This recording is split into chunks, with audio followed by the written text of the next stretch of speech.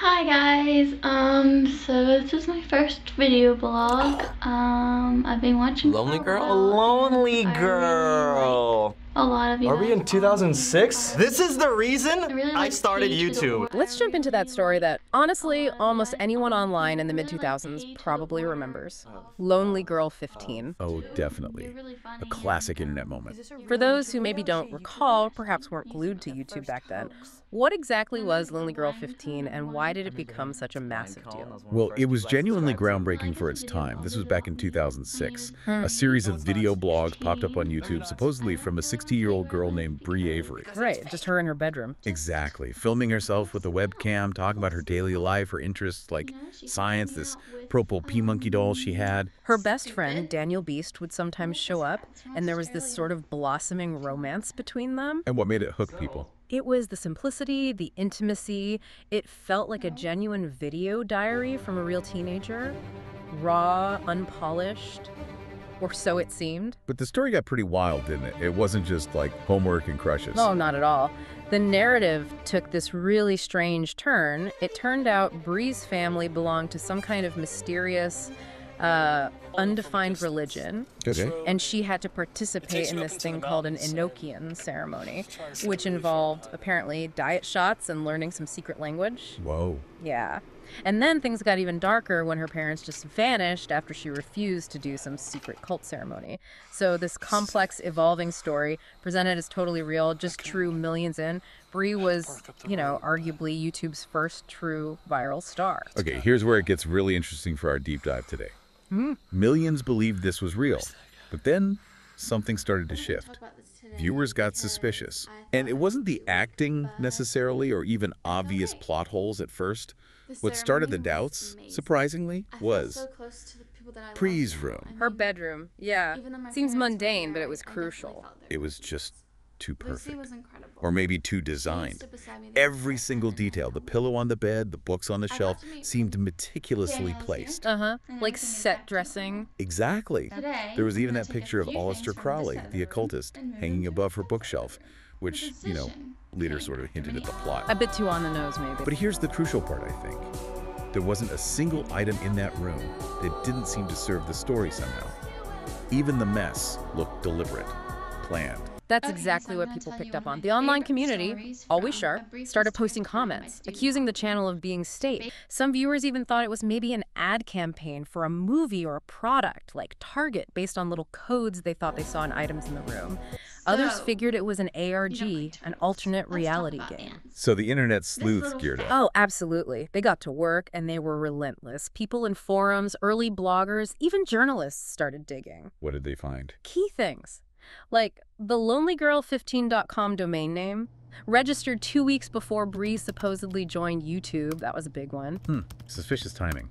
Then, a huge breakthrough.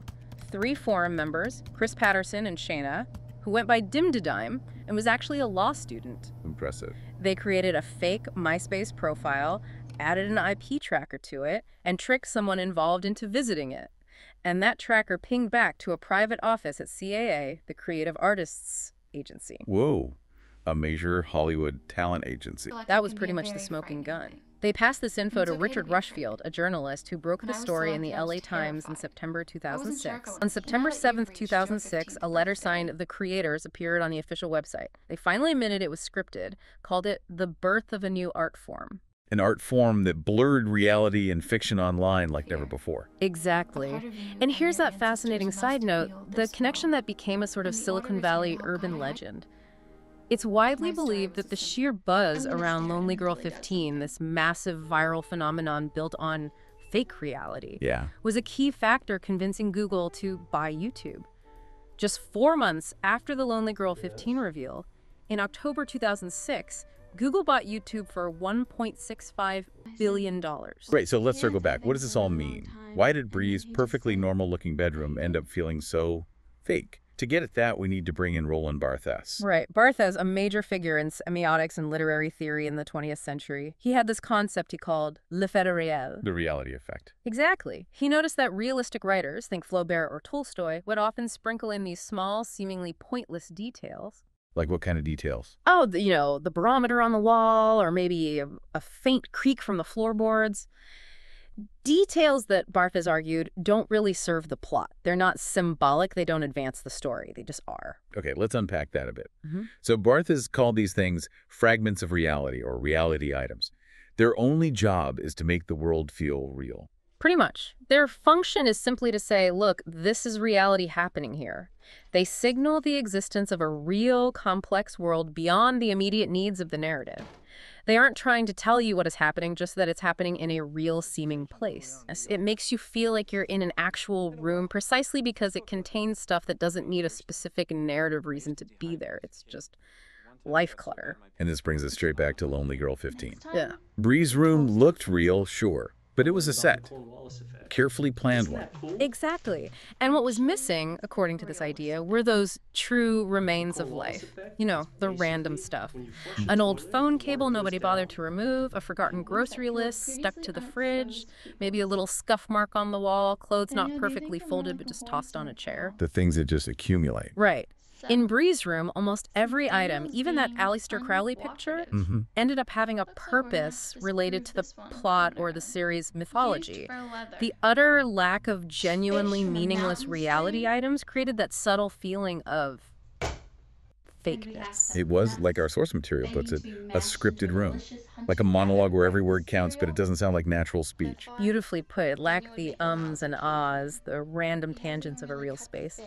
So applying Barth's, does this mean that for a film set to feel real, it just needs to be full of random, meaningless junk? Well, not necessarily junk, but it raises the question. A set where everything is obviously meaningful, everything screams plot point or symbol, can often feel less real, more, cinematic or artificial. Yeah. Okay, so good set design is more nuanced. It's a tool, right? Modern filmmakers use it not just to make worlds believable, but also to add layers, artistic depth, emotional weight. Absolutely. And we've got some fantastic examples from recent cinema that show how designers play with this idea, sometimes embracing those reality items, sometimes deliberately defying mundane reality for effect. Let's get into those. Where should we start? Okay, let's look at a few that really showcase this.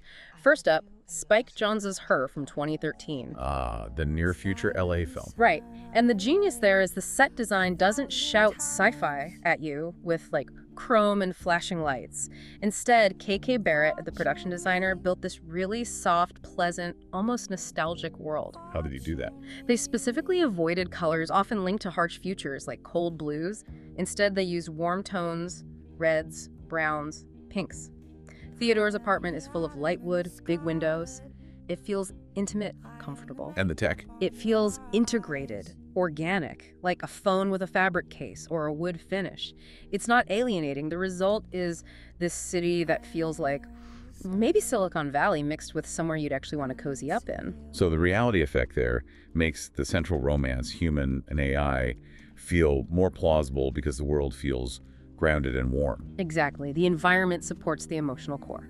Then Parasite, Bong Joon-ho's 2019 masterpiece. An iconic example of set design driving the story. Absolutely. The Park family's house, which was built entirely from scratch for the film, incredibly isn't just a backdrop. It's basically a character. How so? Bong and the designer conceived it as if designed by a famous architect. It's open, symmetrical, meticulous, full of expensive good taste. It mirrors exactly how the wealthy Park family wants to see themselves and be seen. And the contrast with the Kim family's home. Stark. They live in this cramped, cluttered, dirty, semi-basement, designed specifically to feel suffocating, to convey survival mode. They even built the whole street outside the Kim's place, including things like a fictional neighbor's overflowing recycling cart, those little reality items. It looked so real that Korean audiences apparently couldn't believe it was a set. Wow. The design is fundamental. The high, airy house versus the low, dark basement, the constant stairs, always going up or down. It physically manifests the class divide. Bong even said something like, the Park house is so perfect and comfortable, that's why it's so easy to destabilize. The perfection makes it fragile. That makes so much sense. The environment sets up the conflict. Let's do one more, something maybe a bit more stylized. Okay, how about Amélie? And Amelie's apartment in Paris is just, wow, it's like stepping inside her head. Describe it for us. Deep red walls, rich textures everywhere, vintage furniture, and just hundreds of tiny, unique objects, porcelain dolls, old postcards, quirky kitchenware. It feels magical, but also tangible. And those objects, those reality items, even though they might seem random or unimportant to the main plot beats, They tell us who she is. they totally do. They convey her personality, her curiosity, her nostalgia, that love she has for tiny details. The set becomes this active part of her characterization. It shows how set design can be like an extension of the character's mind. These are such powerful examples of how intentional design works. How can we use these ideas? Okay, first big one. Give details permission to be purposeless. Remember Lonely Girl 15? A space where every single thing has an obvious point can feel fake. The lack of random, unexplainable stuff feels off. Sometimes the most realistic reason for something being there is just life. No grand narrative purpose. Just let some things be. Exactly. Second, a room is often a state of mind. It's not just four walls. Design speaks emotion. Third, creativity loves constraints, and constraints can boost realism. Sometimes working within limits forces you to focus on those essential reality items that make a space believable. Resourcefulness as a path to authenticity. Kind of, yeah. Fourth, let spaces hint at untold stories. While every item can tell a story, sometimes it's the unremarked upon clutter, the background noise of life that convinces us. That coffee cup on the table, who drank from it? Maybe we don't need to know. Let actors interact with the set. They often find details that add layers of authenticity you didn't plan. Okay, and our source material had a specific note for aspiring filmmakers listening. Yeah, right. Yes, an important one. Often in student films, the problem isn't a lack of reality items. It's having too many thoughtless ones because they just filmed in, say, their grandma's living room without changing anything. Just pointing a camera at reality isn't enough. Right. You have to start thinking of the set as speaking a cinematic language. Every detail needs to be a choice, even the purposeless ones. If it's just random stuff with no thought, it's just noise, not design. Finding that balance between natural feeling chaos and intentionality, that's the crafts. It's curated randomness, if that makes sense. A controlled chaos. Yeah. It serves the overall feeling, even if individual items don't serve the plot. You got it. It's a fine balance. Okay, this is all about using details to create a sense of reality, but you mentioned earlier they could be exploited. Ah, yes. And for perhaps the most ingenious example of flipping this whole concept on its head, we have to talk about The Usual Suspects. 1995 classic, Bryan Singer. The Kaiser Soze film. That's the one. Singer takes Bartha's idea of these reality items and just turns it completely upside down. It's brilliant. How does he do that? Remind us of the setup. Okay, so we have Verbal Kint, right? Played by Kevin Spacey. He's this seemingly small-time, fragile guy with a limp and a stutter. Sitting in a messy police interrogation room. A very cluttered office, yes. And he's telling this incredibly complex, captivating story to the detective, Chaz Palminteri's character. About this huge international crime operation led by the legendary, almost mythical Kaiser Soze. Exactly. And the story he tells, it sounds so credible. It's packed with what feel like tiny, authentic details, names, places, specific events. You totally buy it. As the viewer, you're right there with the detective, just sucked into this narrative. Yeah. Because all those little pieces feel so real. But then the twist. Then comes that absolutely monumental turning point at the end.